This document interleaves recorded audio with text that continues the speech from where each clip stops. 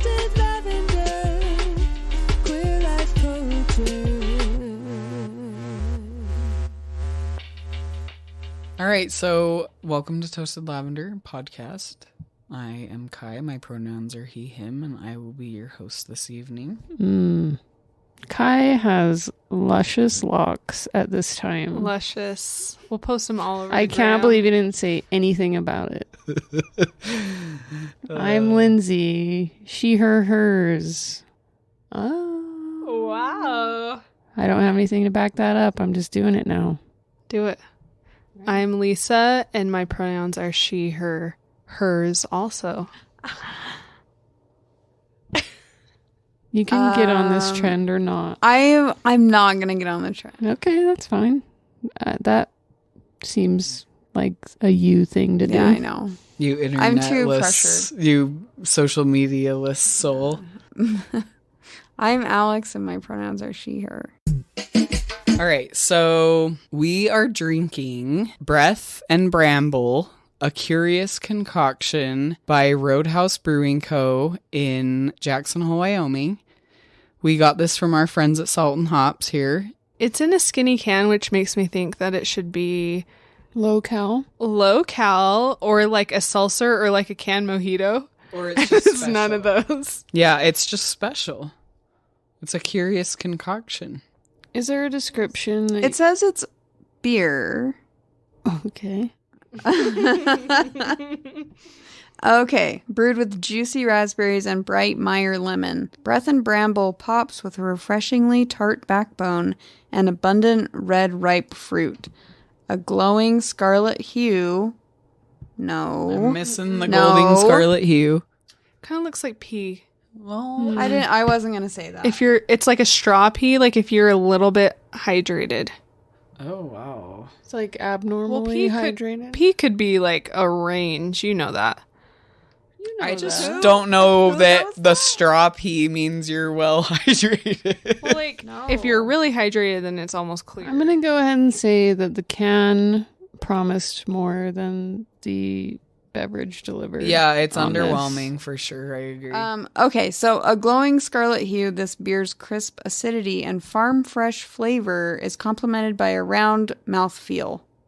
Farm fresh flavor. I had to tell you that it was farm fresh. I don't get raspberry or Meyer lemon or firm.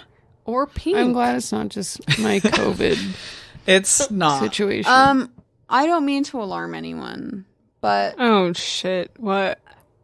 it says notes, mildly tart and refreshing. Where have all the raspberry women gone? Wow! That is a Prince lyric Oh. from Raspberry Beret. You guys, this is a tie-in from last week's episode. I guess it's meant to be, and it's I guess. unfortunate that we don't really like it. Can we rate it? Can we go around and rate it? Mm-hmm. 3.25.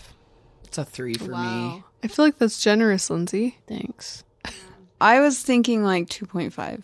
Wow. Oh shit! We're like really split on this one. Sorry, everyone. I'm gonna go with like a 2.75. So I think 275 probably is the about average. where we come in on it. So Lisa, if you want to just Sorry, go ahead Roadhouse. and log that for us. I like Logging it on. really, Untapped. really enjoy most of your other Check things. in that you bought it at. I sure did. Okay, good. Bing, bang, Friends, boom. if you use Untapped, become friends with all of us. We're all on there. Except for Alyx, because she doesn't do any.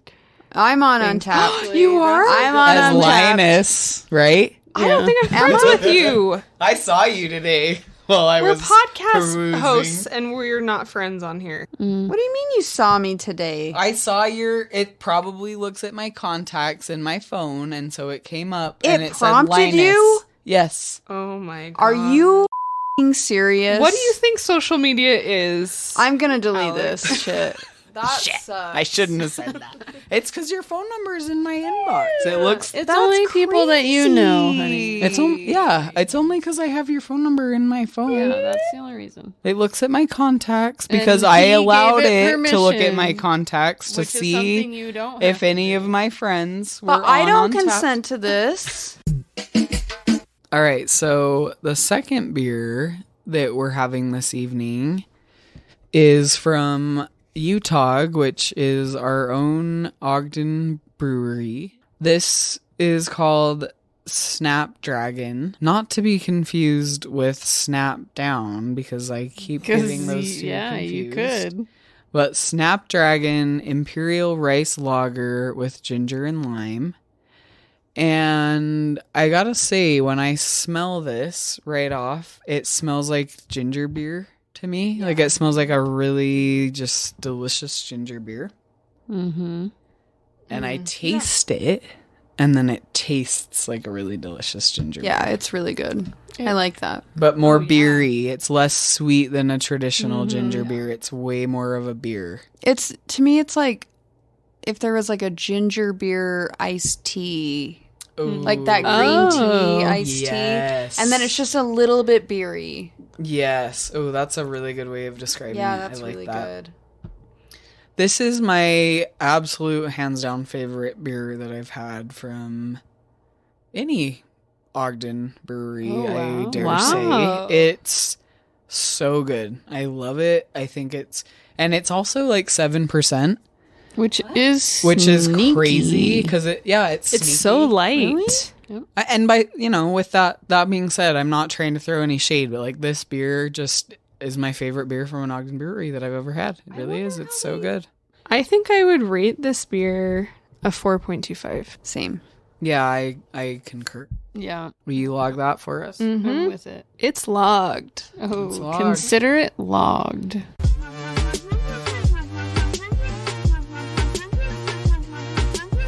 Oh, I loved that beer. Today we're going to be talking about Jackie Shane, or Lil Jackie Shane. Oh, Lil. Lil Jackie Shane. And I'm really excited about this episode. So let's just dive right in. Yeehaw! So there's one thing that I want to touch on before I even start, and that is narrative authority. This is something that Lisa brought to my attention, and I was like, this is a really good idea to bring this up, because when we opened up this season, we talked about Marsha P. Johnson and how it was not really our place to tell her story. Jackie Shane is a Black transgender woman, and she has a great story to tell, and I want to do my very best to try to tell the story using her quotes and her actual words so that we are representing her in the best possible way. Also, just to be noted, Jackie Shane passed away fairly recently in February of 2019, so she kind of has been able to be present to set the record straight, if you will, on her own story. And so with that caveat, if you will, I feel safe moving forward to talk about her, and I hope that that doesn't feel disrespectful to anyone. So, Jackie Shane was born on May 15th, 1940 in Nashville, Tennessee. So, just to kind of paint the picture, it was definitely during the Jim Crow South, in Deep South. She was Black. She started identifying as transgender, but not transgender because that word wasn't an option on the table at the time, but kind of started identifying with gay or different from her adolescence early on.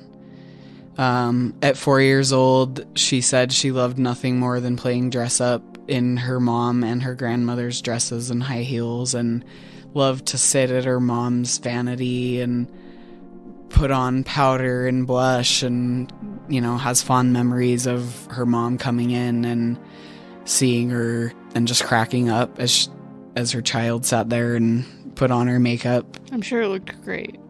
I'm sure it looked great, and It was all even and nice. I'm sure her mom had a lot of things to crack up about it, but the way that Jackie told it was very much that it was cute and playful and never like, oh, you shouldn't do that, which is what my head automatically goes to, like, yeah, that I'm doing this in secret so my parents don't know. Like, it was very much her mom thought it was endearing, and yeah. Anyway, so at 8 years old, she was at going to church, her regular church with her family, and loved to sing the hymns or gospel songs along with the church, and her voice was noticed by the church choir, and all the adults in the church choir asked Jackie to join the choir as an 8-year-old. And she accepted, but she had a condition. And so I'm going to read a quote. I said, "Mom, I will sing, but I will not listen to the minister, and I'm not giving him any of my allowance, this shyster." At 8 years old. Oh my God, I love that so much. Oh my God. Wow. Okay, Jackie. She knew. By 13, Jackie started wearing makeup to school. Her mother, Jessie, unquestioningly supporting her. And I'm going to read another quote from Jackie. She took me to where the people, I don't like the term, were called freaks. My mom was very intelligent. She said, "I want you to look how people come into this world," she said. "Then I want you to look at yourself. You have nothing to cry out about or be ashamed of or anything. You are magnificent." So just like already starting off at a young age with what is described as nothing but a super supportive and even understanding mother in something that a lot of parents and adults in general struggle to accept. And Especially in that time. yeah, in Nashville, Tennessee in the early 40s. It's just like, and she's black too. So like, it's just like all this is pretty crazy. Jackie started playing drums as a teenager in Nashville. Shortly after this time, there was this neighborhood mom and pop shop that she used to love to go to, and they baked cookies, and she was like, I love to go there to get this yummy oatmeal cookie as often as I could. It was my favorite place. And one day she was in there getting a cookie, and she heard a blues piano playing from a back room in this shop. And just being very intrigued and curious, interested in the music, she kind of wandered her way back there and was like, "Hey, do you mind if I sit down while you play?" And the pianist ended up being the son of the folks that owned this little store. And the rest is kind of history from there, because Jackie and this pianist, and then she's the drummer for them, and they start this trio. And this trio is just hot as can be. They get a lot of good recognition within the neighborhood. They're kind of asked to play in certain clubs in the neighborhood, and they have regular gigs, just kind of little odds and ends. But this trio is really kind of starting to gain momentum and get to know each other, and they're wanted. People are asking them to come play gigs. And Jackie hadn't ever learned how to play the drums. She just felt the music. Almost, I don't know, whatever you will, but just like God-given thing that this is your path, or this is what you do, So she's playing drums for this trio. The first single that they cut on record is in 1957. It makes its way to number 8 on the R&B charts. So she would be 17? Yeah. Okay. Yeah. And during this time, her mother moved to Los Angeles, but Jackie's super involved in the music scene in Nashville, so she doesn't move with her mother. She stays in Nashville. And then that summer, she goes out to visit her mom in LA. And of course, her mom, knowing her daughter and her capabilities, encourages her to enter the talent show hosted by Johnny Otis. Jackie says that they literally had to tell her to stop playing and tell the crowd to just settle down, because they had 10 more contestants that they still needed to get through. She played second or third. And she caused such a ruckus with the crowd, and they just went wild. And they were like, hey, like, this is not her. We have to get through the rest of the show. Like, this isn't just a Jackie show. And so... The hell it ain't. So, needless to say, she wins first place trophy and prize. And so, of course, she's kind of starting to get some more recognition. And when she gets back to Nashville, she very quickly, and mind you, she went to LA just to visit her mom for a summer trip. She goes back to Nashville. She's really kind of starting to catch on.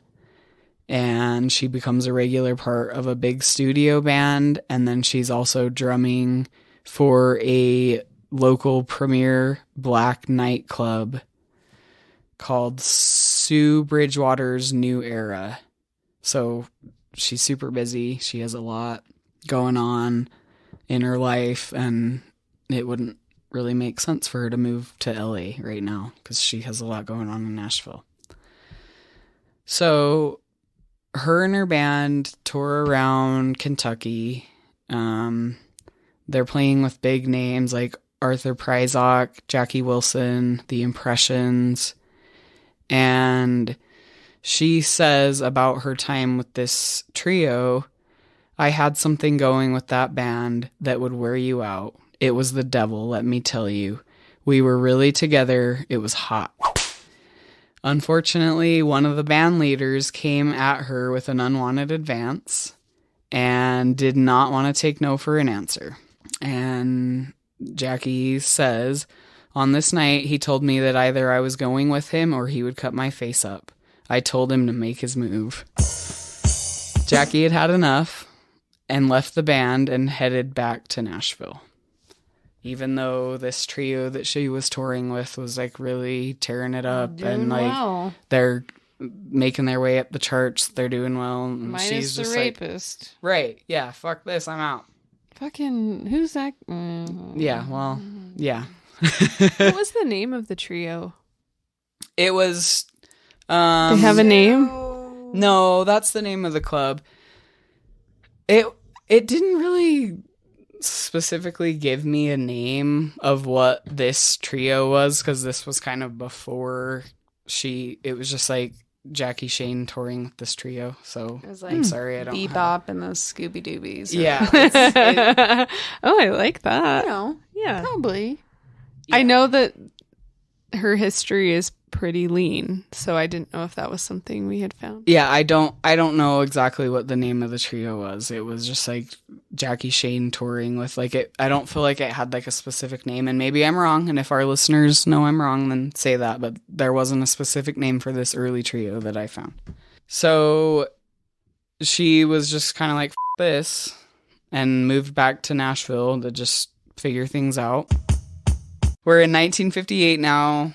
Jackie's back in Nashville. She's pretty well connected with the music scene. She's good friends with Joe Tex. Yeehaw. And Joe Tex has been encouraging her for the last couple years to move out of the Jim Crow Deep South, saying, look, you have everything that anyone could possibly want as an entertainer and a musician.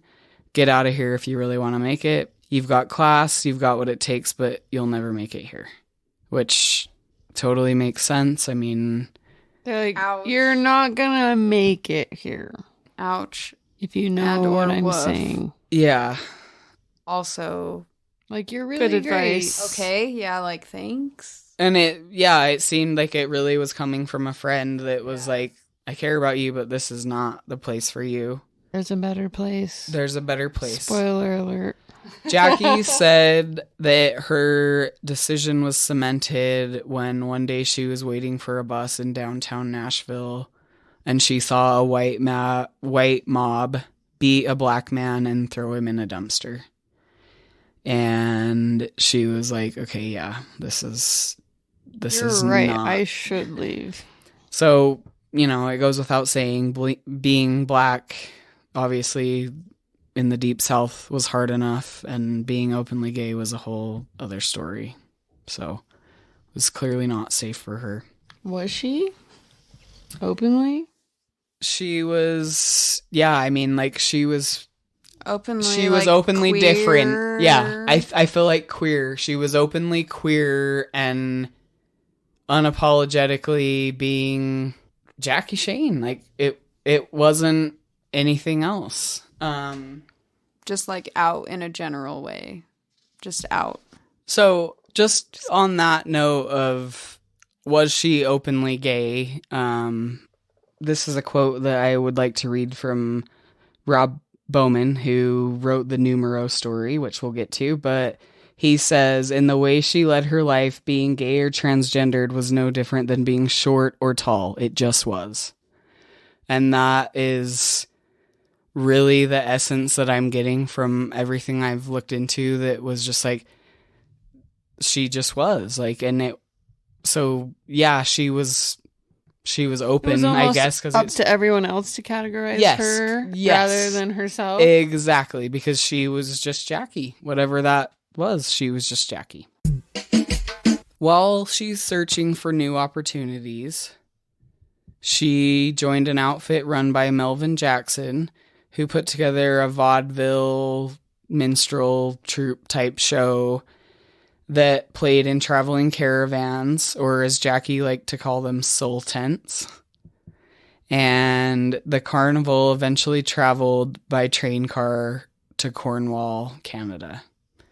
And Jackie had to get her mother's permission because she is still under the age of 18. So this carnival that she's traveling with is like all kinds of freaks, if you will. One dude like picks people's glasses off of tables and like eats the glass. Like just weird, like what you would think of from a vaudeville type carnival scene in the 50s. Like I feel like I have a good picture of it.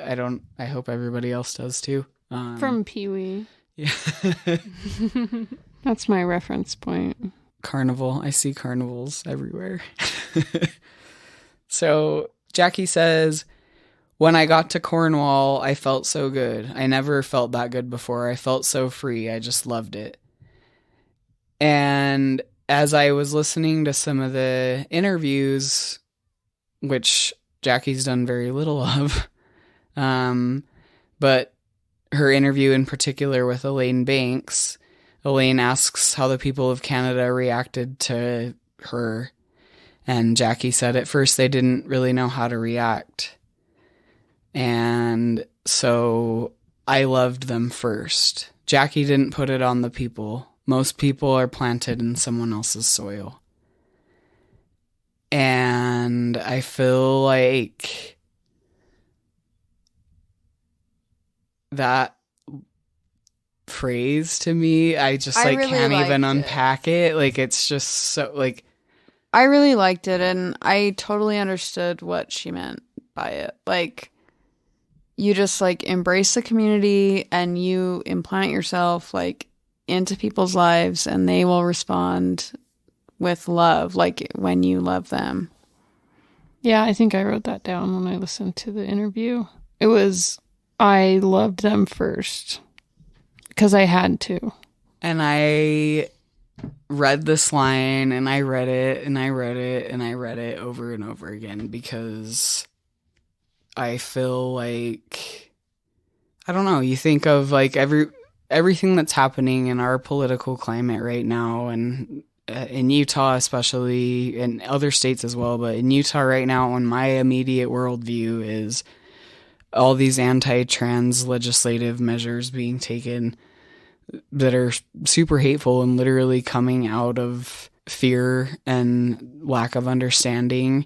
And this phrase here, I loved them first, to me is like, if you know a trans person and you have a trans person in your life, it just is so much more regular to you, I guess. And you like have a relationship and an experience to relate it to, and a personality and a human being to connect it to, instead of just this gross condition that somebody has or whatever. Like it just drives it home when it's somebody that is yours in any way. And so, yeah, I feel like this phrase was just really amazing. And I'm sorry, I just can't even.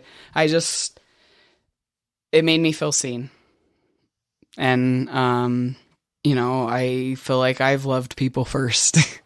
And so I related to it really heavily. Like, you don't give people a chance to put you anywhere else because you show them compassion and love first. And to me, that is kind of the point of life. All right, so we are back to Jackie Shane she is in Cornwall, Canada, with her mother's permission in 1958. 58, because I said 57. And she's loving the people first. Yes. And now she's 18, which is like, that's a lot of life to live before you turn 18. Yes. She's advanced. And For an maybe 18-year-old. she's still 17 and she's turning 18 at the end of the year. Either way. For my story's sake. 1 year here, there. Yeah, all right. But she's a young gal, all right? And she's doing this kind of vaudeville touring train car carnival thing and trying to figure out her next move to get out of the deep south. And she gets up to Canada and she loves it. And she starts playing with this band up there that she gets connected to through the carnival situation. And she kind of gets pulled into this weird situation where she gets kidnapped by a mobster. What? So she kind of gets pulled into this weird situation where she gets kidnapped. Yes. Okay. So she's playing at this club that probably is mob owned. And probably the mobster was like, I can make a bunch of money off of you. So she. Off a ransom situation? No, like, I want to be your manager. I'll make you big. I'll make it so that you can do anything you want. But if you ever cross me, I'll kill you. Kind of mobster. Oh. And Jackie plays the card of I can't sign anything and I can't do anything without my parents' consent because I'm still too young. Get it, girl. That is a great card to play. Yes. So she kind of credits that with like saving her skin in that situation. Saving her bacon. So shortly after that, she kind of starts going up to Montreal and she's just like blown away. Wait. Back up. So the mobster's like, you're right. The mobster gets scared off and takes her back to the house that she was staying in because she's underage and she's like, and he didn't realize that. yeah, He's he like, didn't. oh boy, this isn't legal. I'm going to wipe my hands of it. Who knows? And who knows what He's like, really the this crosses situation a line was. for me. But she was like, She once probably had some smooth she talk. credits that with like kind of saving her bacon by being like, I'm underage. I'll have to ask my parents. Like, I'm not going to do this. Like, I'm not even Canadian. Yeah, What a maybe, badass. Yeah. So gets out of that situation, gets back to her home that she's staying in with other musicians and other people from the carnival. Another weird series of misfortunes and unwanted sexual advances made by the male of the home that she was staying in. Fast forward through that, she gets out of there and she moves on to this new house and these new folks who are in a band and they're playing shows in Montreal. And they take Jackie out to see the town on Montreal and she's just blown away. Like, I can't believe how many clubs are here. There's clubs lining up and down the street on every side. And again, she's just like felt free. It's not how the US is with racism.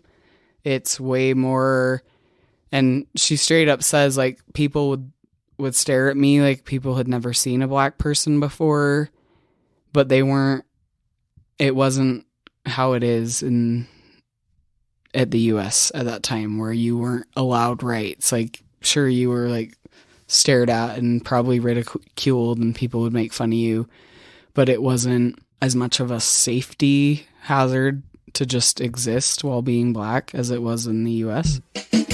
So Jackie starts touring around Canada, and when she gets to Montreal, the house that she's staying in is also shared by Frank Motley, who trained under Dizzy Gillespie, who's a famous trumpeter, a super famous trumpeter, and Frank Motley was like his protege, and Frank Motley's like badass trickery, whatever, was that he could play dual trumpets, like one in each hand and like doing them at the same time. So pretty cool. But she hooks up with Frank Motley and they start touring together like crazy. So it's Frank Motley and the Hitchhikers featuring Lil Jackie Shane. And that's like her main touring situation that's happening. And Did she start the Lil trend, do you think? I don't know. She did. I bet she did. I'd like to put it on the record that she did. Lil Romeo. You can't do that. You don't have documentation. This is the record. So she's touring with Frank Motley, and they're opening up shows for like Etta James and big ass names, like playing with Joe Tex. She knew Jimi, Hendrix. Like, she's so involved and so entrenched in the soul and R&B culture that it blows my mind that I never had heard of her until now, because she's like going alongside all these now classics. But, you know, we'll get to that. We'll get to what happened. She's touring all over and then coming back down to the States to do shows in like Buffalo.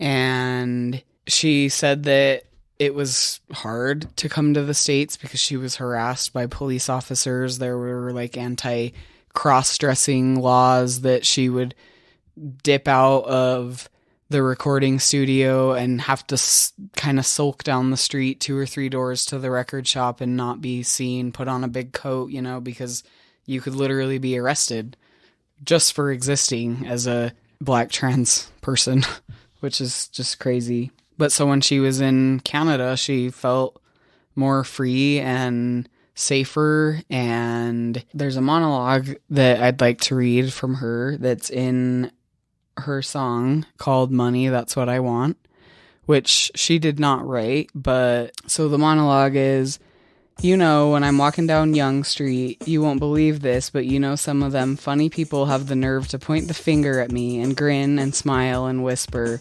But you know that I don't worry, Jackie, because I know I look good, and every Monday morning I laugh and grin on the way to the bank. I look good, I got money, and everything else that I need.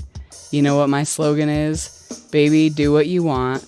You know what you're doing. As long as you don't force your will and your way on anybody else, live your life, because ain't nobody sanctified and holy. Just like... Damn. Okay. Uh-huh.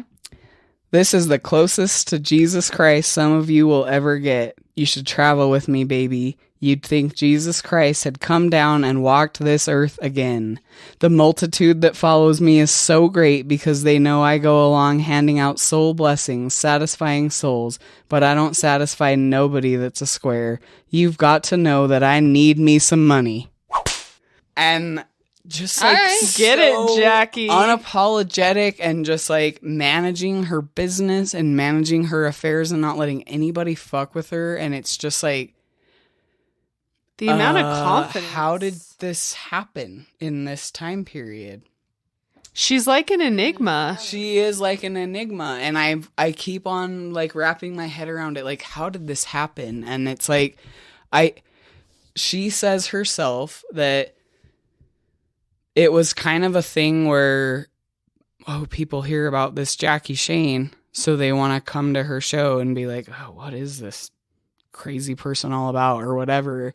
And then they come to the show and they're just like so enamored They fall in love with they her. fall they yes, and this goes back to the quote I was saying of like, you love them first. Like, she loved them first with her show, with her performance, with who she was and how true and through she was to herself and what she is, that there wasn't even a space for somebody to come in and be like, Anything but showing love to her back. or get the fuck out. There's no space for anything else but love. Yeah. Wow. And it's really incredible to me. And I really don't want to keep on rambling on about it because there's so many quotes that I can read from her. But she just But lived. you kind of do want to keep rambling. I do. I can't help myself. It's just crazy. Like, she refused to go on the Ed Sullivan show, which was like a huge honor at that time to be asked to go on the Ed Sullivan show. And she refused to go on the Ed Sullivan show because they told her that she would have to remove her makeup. So essentially, she has to go on the Ed Sullivan show as a male. And she's like, fuck that shit. I'm not doing that. Didn't go. Well, Didn't why? go on the That Ed wouldn't be Sullivan show. a Jackie Shane performance. So that totally makes sense. She has a song called Any Other Way, which is her main. It's her chef's kiss. Yes. So, Any Other Way was initially recorded by William Bell, who is a Stax record label artist. And there is a song there is a lyric in the song that was initially recorded again by William Bell that says, "Tell her that I'm happy. Tell her that I'm gay. Tell her that I wouldn't have it any other way." And it's kind of been misconstrued by a lot of journalists along the way that like Jackie was the one that changed it over to say, "Tell her that I'm gay," but that is not the case. William Bell's original version had the lyric, "Tell her that I'm gay." But the way that Jackie sings it, and please, to our listeners, like, I'm a record guy, so of course I'm nerding out about this, but go listen to the William Bell version of Any Other Way and then listen to the Jackie Shane version of Any Other Way. It is different. It is absolutely different in the way that that line comes across. And the whole song. And then the way that the entire song comes across is completely different. That fucking horn section in her version changes the whole song. There was another version that came out after Jackie's version, and this is kind of the telltale sign. And they changed the lyric to "Tell her that I'm happy, tell her that I'm free." Someone's insecure. Someone's insecure, yeah, exactly.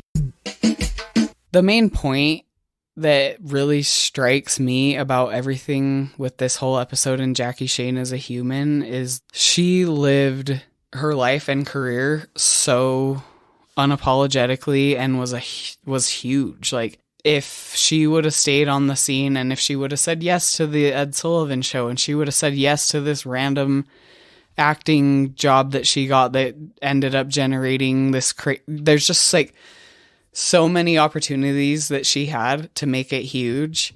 And instead of making it huge, she chose to just be like, "Nah, fuck that. That's not Jackie. I'm not doing that." And in 1971, after a year of touring and craziness and bookings all the time, holidays, she has an argument with Frank Motley, who she's been in a band with now for on and off over the last 10 years. And he had talked her into coming back to Canada to play some shows. And they had some fallouts in their relationships over the years, so it had taken some coercing to get her out there. And she came out, did half of the shows, and then Frank started being inappropriate and told her that he was gonna cut her face up and beat her up if she didn't do what he wanted, basically. Why is that a common thing? Why are people like threatening her with violence if she's not? Is it because she eluded this like confidence? Well, and then she can't make money if she can't like go out on stage and perform. Right. Yeah. Is it like a power thing, or is it the time period? I think it's a time period thing. I think it's All of the above. I think it's all of the above. And basically, Jackie told Frank, this show that you promised me, this like segment of shows is not going how I want it to go. So I'm done. I'm going to leave. And he refused to pay her, which she was like, oh, hell no, you don't refuse to pay me. I'm Jackie Shane. And stood up to him and was like, like, you're paying me. And he pulled a knife on her. And that's when she was like, yeah, fuck this, I'm done. And she went back to LA.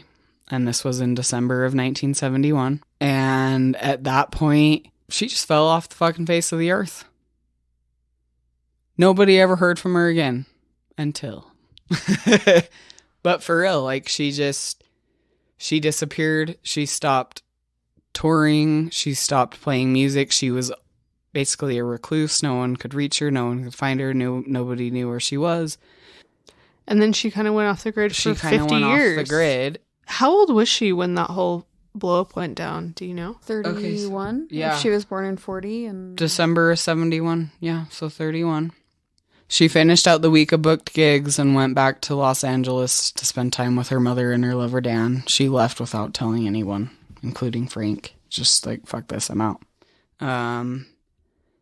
But Jackie says for a while, she stopped listening to music because she felt like it would seduce her back into that life. Wow, that's sad. That's the saddest thing I've heard in this whole story. Yeah. That is sad. And she says, while reflecting back on her time on stage in Toronto, which she still considers Canada to be her home, she says, I hope that I gave them something that they will always remember, something not only about the dancing and the laughing and that, but about life. I gave what I had. I talked to them and I was simply saying, live and let live. We all want a little piece of it and we all should have a little piece of it. And I feel like Jackie Shane absolutely broke barriers for gay and transgender people, even though it was not explicitly labeled as... Or maybe the barriers weren't very visible at the time. Yeah, that. Yes, that's exactly right. The barriers weren't as visible at the time. But Jackie says about breaking barriers for gay and transgender people, that was my intent. What I saw was injustice. I saw ignorance. I've given a lot. I've even risked my life. There were people who wanted to destroy me, especially the cops. They were so intent on destroying me, you have no idea. But they can't. I'm not going to let them destroy me. I would laugh at them. Their stupidity is laughable. I've had people who've said to me to my face, you scare me. I'm looking at them. Oh, please, you scare yourself. And... Oh, shit, Jackie. Just like fired as fuck. I love it. I love it so much. I love that. So... You scare yourself. This whole story has just like sucked me in because I just can't believe it's real. So in 2010, a Canadian journalist who we referenced earlier, her name is Elaine Banks. Oh, Elaine. Oh, Elaine. Yes. You found me. You found me, Elaine. I was trying to hide and you found me. Yeah. And that's what Jackie says. Like, I've been trying to hide and after all this time you found me. Elaine did a radio documentary for the CBC. For the Canadian like the BBC broadcast channel. And I would like to say I thought it was very interesting, and I did not tell you guys about this initial radio documentary. I'm sure you figured I it caught out on once there you was heard one. the interview, but the radio documentary that was done in 2010 has Jackie misgendered the entire time. Oh, really? Oh no. Every person that talks about her uses he, him pronouns and just kind of says, she was a transvestite, she was a drag queen. Like, to me, sure, there was some disrespect, but also like showing of how far political correctness and even awareness of gender pronouns has come even since 2010. Like, that's only, what are we? 12 what year years. are we in now? 2010, it probably would. They didn't even think about it. No. When they were making that radio show, they didn't even think It was about probably it. like pretty progressive. It like was. progressive I'm sure. vocabulary and everything. Yes. Yeah. Talking about transvestites and even being willing to mention drag queens and Yeah. like it. And now it's probably was super cringy. progressive. And now it's just like, this is not like the right box to put a person in, or if we put a person in a box at all, Has Elaine Banks made any comments about her initial documentary? No, about- but I will say that, not that I know of, maybe she Okay. has, but I will say you listen to the interview, which took place in 2019, 19. which Right before she died. was right before she died because she died in February of 2019. She very much, Elaine refers to her in her proper pronouns. Like, I don't feel like Elaine Banks was shitty and trying to misgender her. I really feel like it was like a swept up in the, like, I think it's not even swept. I think it's just not a thought. yeah. It's not even a thought. It's just like part of, here's not a this thought. lost musician that we've rediscovered. Do you want to explain what the interview is for our listeners who... So after almost 10 years, Elaine Banks makes this radio documentary series on Jackie Shane. And after 10 years, she's finally able to talk to Jackie Shane for the first time in person ever. And she's already made She's this already whole made this thing about whole her. series, and this whole series fucking ripped the rug right out from underneath Jackie's feet because she's been hidden and reclused for all these years, and suddenly the spotlight's back on her. And Elaine says this in the interview. Like, after I saw how viral this went, I mean, it exploded. Everybody was just so intrigued by it, and Jackie had kind of been living under the radar, and this interview put her on blast, basically. And she says in the interview, like, I was uncomfortable at first. Like, I didn't want to do this. I was uncomfortable, but thank you. Thank you, Elaine, for not letting my story die, or, like, just like bringing it back out and bringing a light to it. And I think that... And not even necessarily her story, but living authentically. I feel like that was more her message in that interview more than anything. Yeah. That's the vibe I got that it didn't really dawn on her until there was an interview and like a whole thing that like her actions at the time meant as much. I don't think she really realized that until people started wanting to talk to her. Because she's just fucking Jackie. Yeah, she's 'cause just Jackie, and she's she's just, like, doing doing her whatever thing. Jackie does. Yeah. And that's what I got from that interview. Was Same. She was like, I didn't know, but I'm so grateful that like what I did meant something to somebody, and they tell me, she kind of framed it in that way. Like, they tell me that the things that I did made a difference. Like, it's almost like it was secondhand to her that it made a difference to people, which I I've think is really heard. interesting. I made it.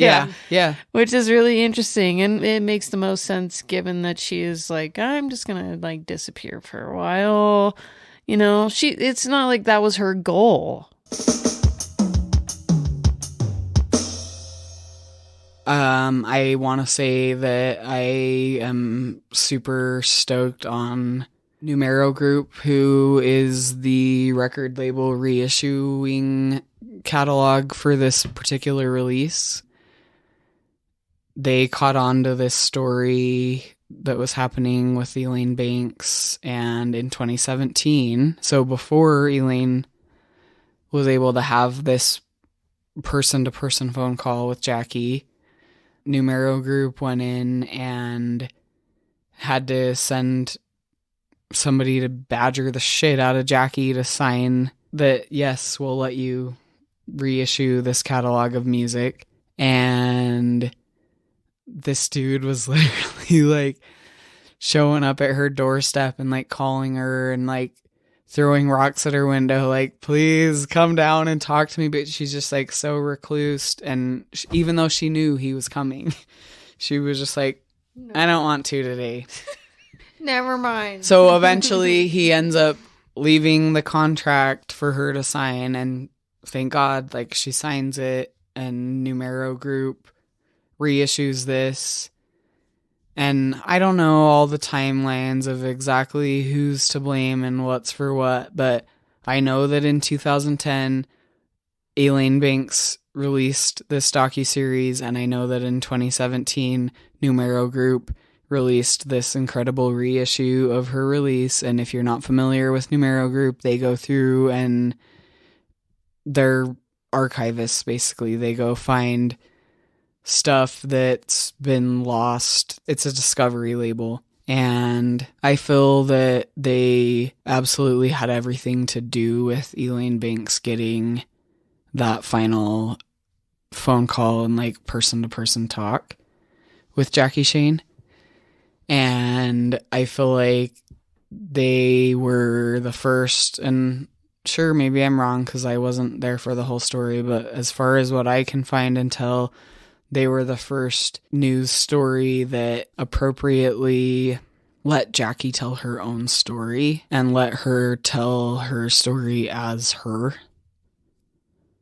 and not as a transvestite or as a drag queen or as a female impersonator or a freak show or a carnival act, or the list goes on and on and on.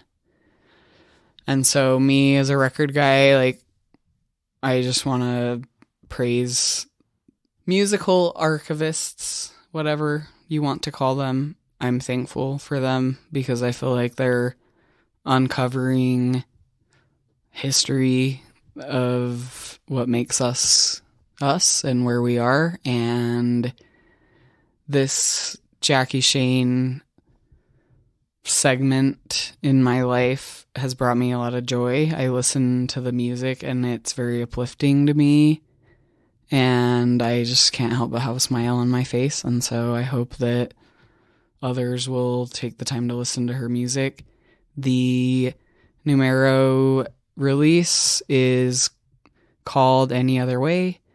It was released in 2017.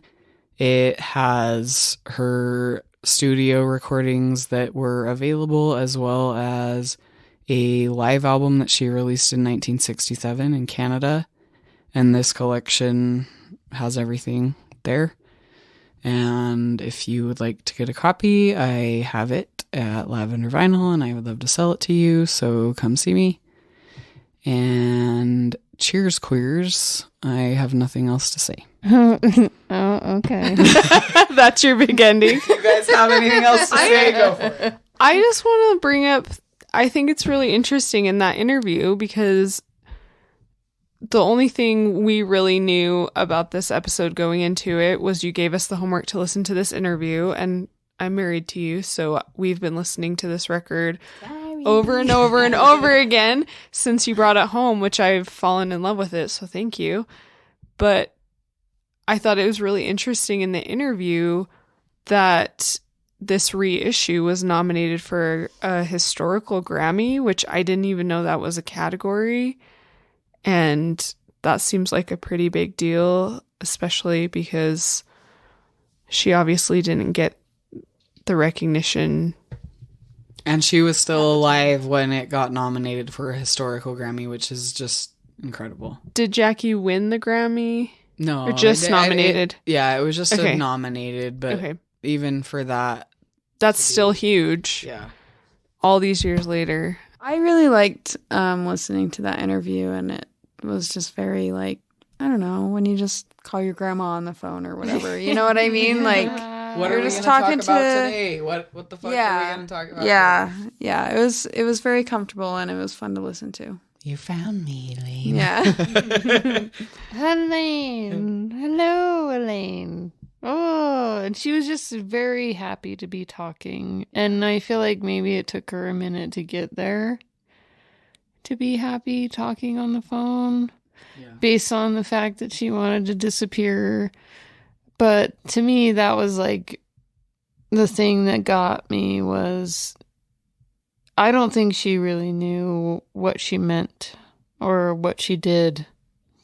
I think she just did. She just lived as herself authentically and then let her fucking trail just be blazed as she went and didn't really, it's like she didn't even Yeah. give it a second thought. She And- was just doing her. Even being off the grid for years and years and years, she's what? She was probably 80 in her 80s during that phone call. You could tell she had lived her life authentically all those years off the grid, the same way she lived it when she was a 17-year-old chilling in Toronto, living her dream life.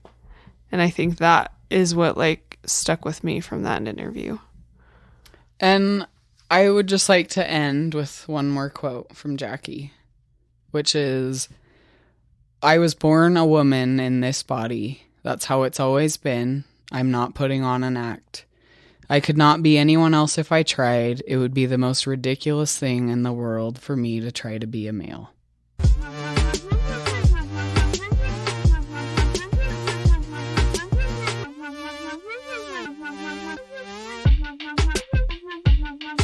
I'm not going first. First, go first.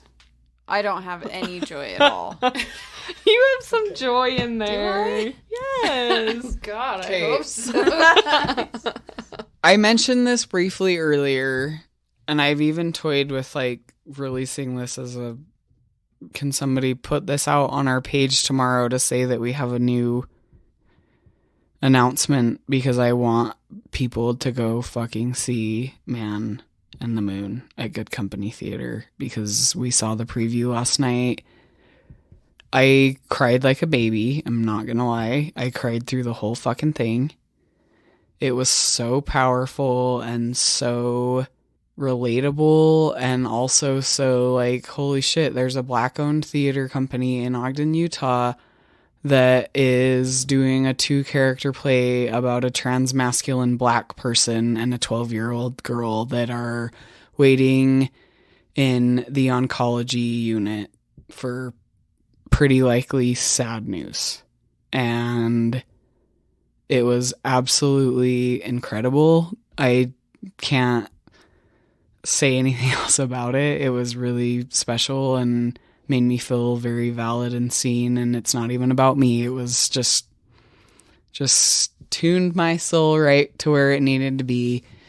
And the playwright and their partner happened to be here last night for the preview, and And the they came to my store today and bought the LQ magazine, and they posted about us on their personal page, and like, And they're a queer playwright who lives in San Diego, so it's a big deal that pretty they're fucking cool. coming to Ogden, Utah. And the other thing about this play that I found was so interesting, and I can't remember, our friend Alicia, who is one of the co-owners of Good Company, told us it's a play where they do it in 3 different theaters across the US and kind of like see what does well and what hits with audiences, and then they kind of, It was like a rolling a rolling script or something. rolling script. That's what it was.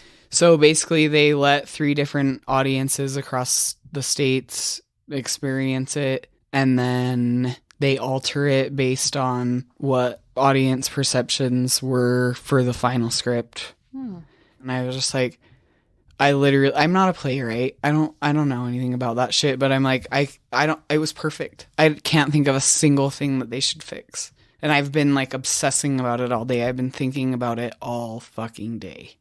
And just hearing like the setup that Kai gave you, we laughed and laughed and laughed. Like it was equal parts heartwarming, tragic, funny. Like you felt every emotion and it was done so well. And I love the productions they put on there because you go in and you never know what you're going to experience, but you know you're going to walk away seeing something you've never seen before that is so unique and you're going to just feel good. Whether that's like, that doesn't necessarily mean that this is like a happy play or a happy... It's like you feel like you learn something or you feel like you feel enlightened. I feel like I always feel enlightened when I leave there, even if it's... I've seen some of the saddest things there that I've seen in like live performances, and I still leave feeling so happy I went there and that they're doing something so different. Please go see it. This is going to come out when it's done, but... All right, shit. We'd go see it again. I'm going to put that out there. I'll go see it. I'll see it right now. I have some... joy. Some queer joy. By the way, Lisa's clapping. Just so everybody knows what we're Just so you know. Kai's about to pour some Sadies because I'm scared. Why are you scared?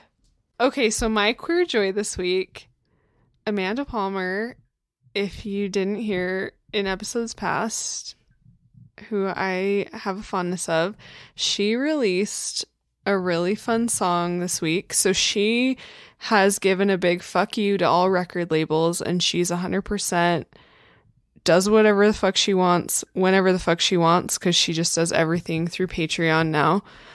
And so... Which means she raises the money for her entire record release through her fans on Patreon, which is a really fucking big deal. So that I will say that's really cool. It's really cool, and she doesn't abuse it. Like, she just charges per thing. So if she's like, hey, I want to do this thing, I'm going to present it to you guys who are going to pay for it. This is what I'm going to do. And then you can revoke your membership if you don't want to Yeah, pay for like it. she's super respectful of it. And then like, if you're pledging $1, you're pledging $100, whatever it is, then like you get charged for that thing, and then you get all the thing. Right. And so whether that's a digital song or a full album signed LP copy, it's all over the board. Okay, yeah. okay. It's all over the board. So she hasn't done a thing for a while, and she calls them her things. Like, I'm putting out a thing. So, okay. So for those who don't know, she was touring in Australia and New Zealand when COVID hit 2 years ago. She is still in New Zealand. She has been there for 2 years now. She is from Boston, but she got stuck there, and then she just hasn't left, and now she's kind of embraced it. She's like, she has her kid there. She's like, I don't know if I want to go back to the US. It's kind of a shit show over there. And so she's done some stuff to like raise money in New Zealand and done like a few like benefit shows, but she hasn't really put anything else out since her last album. So she put a poll up on her Patreon to do some sort of cover, and there's this whole big Disney Encanto mania happening right now, which is like the latest Disney big animated film, which is about a Puerto Rican family. And she kind of really resonated with this song, Surface Pressure. And it's about this one sister who feels like she has to carry all the burden of the family, which is very relatable within that culture of like taking that on. And she did the whole process from start to finish for her Patreon subscribers. So literally the phone calls where they were planning out all of like how they were going to recreate this song in their style. And she collaborated with Jarek Bishop, which is a person who is in her band, the Grand Theft Orchestra. And he did all of the strings orchestration. So it's her singing, and then it's a bunch of different strings.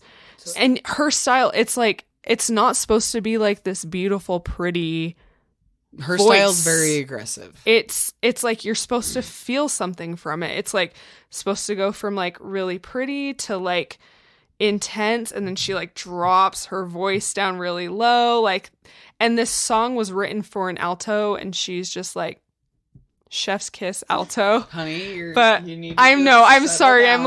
I'm You getting need to so just- excited. But it's like my two worlds colliding, and I love it so much.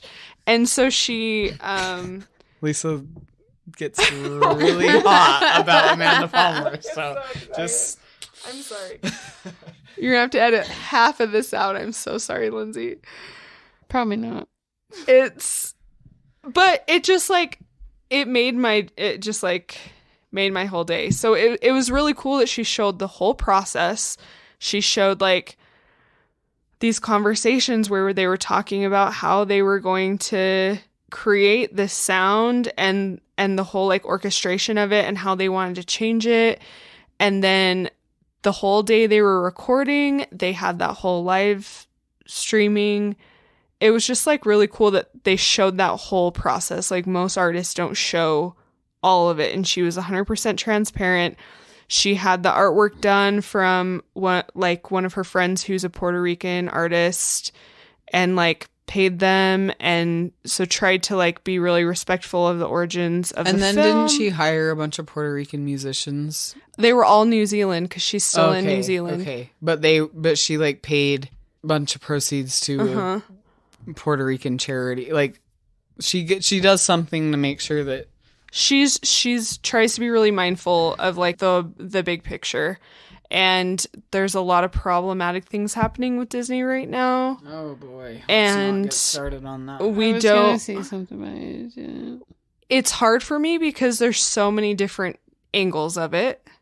Like there's thousands of people that make up the Disney company. And like, unfortunately, the head of the company right now is not. But that's where the money is. So like at the That's end where of the the day, money for is. most people, that's what it comes down to, is where the money's being spent.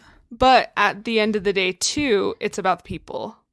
And We're walking out the because they don't majority- want to work for that shitty ass company. the majority Shouldn't of the like people that. there, like Disney has one of the highest rates of LGBTQ employees. So that is really fucked up, and they're trying to oust him out. He's not a great representation of what's happening. Well, and But he keeps fucking backpedaling, like, "Oh yeah, I support this," and then like quietly Didn't he say giving something money like, to- I give money to politicians and I have no idea how they're going to vote. "Yep."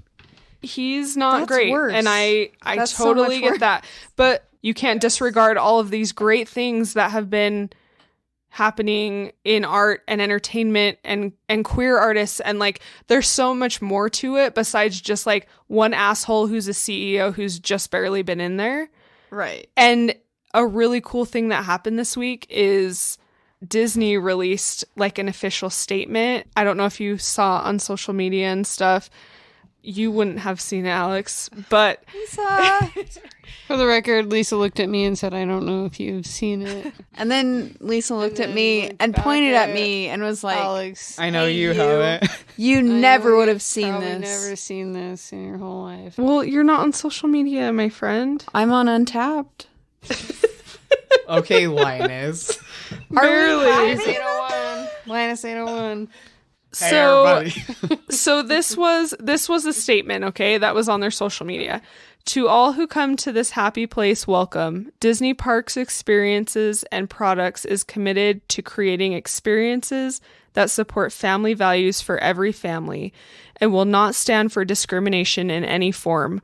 We oppose any legislation that infringes on basic human rights and stand in solidarity and support of our LGBTQ plus cast, crew, and Imagineers and fans who make their voices heard today and every day.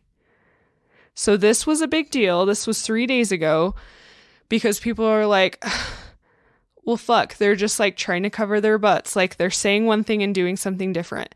No, this didn't come from the CEO. This didn't come from Disney. This came from their social media cast members. This is their way of walking out.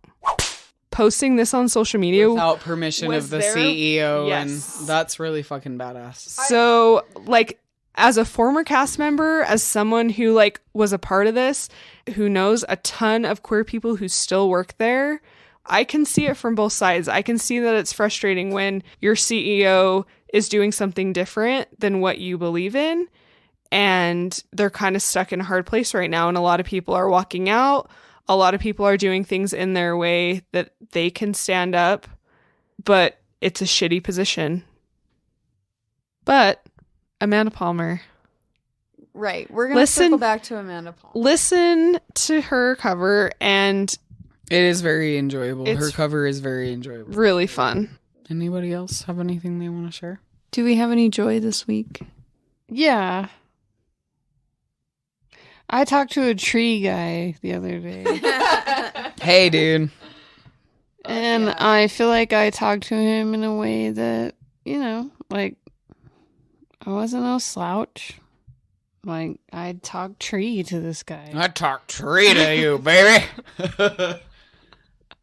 And I know it sounds silly, but in most things that are beyond a woman's ability to comprehend, such as a tree. Oh, God. Cutting down a tree. Tiny girl brain. Or a car, or something like that. I talked about my time at Jiffy Lube. Yeah, you guys are killing it. I was very happy about myself. I talked to a tree guy, and I felt like I talked tree with him, and I feel like I got a very reasonable price.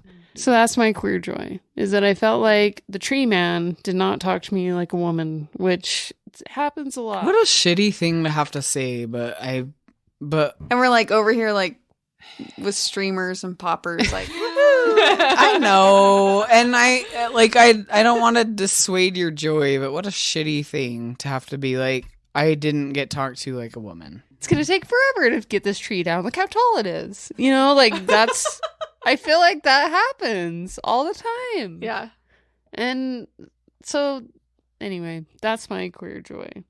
I cheers to that queer joy. That is good. Thanks, friend. Alyx, do you have any queer joy this week? I'm going to say that my queer joy is that I had to go to a couple doctor's appointments this week, and my doctors listened to me, and there was no, like, you know, when you go to the doctor and you really want something, but you can't really say it in English Because then words. if you say you just want it, then they're like... And then "You they're, can't like, have it." suspicious of you. So I feel like I could really talk to my doctors, and they knew what I was saying, and You could be it worked out transparent. really well. Yeah. Good. So I'm happy about the healthcare system this week. Yeah. I will cheers to that.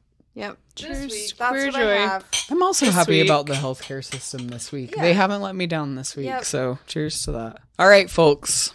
This has been Toasted Lavender Podcast. It has. I am signing off after almost 2 hours. And, It was more last time. Hopefully, Lindsay can edit this down into a palatable dimension for you all. Cheers, queers. Signing off. Thank you. Bye.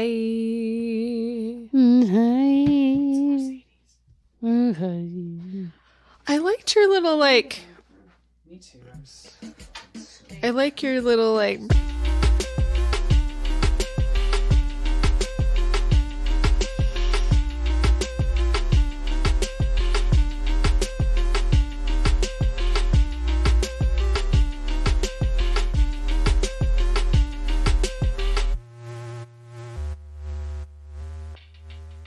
Get on down here, girl.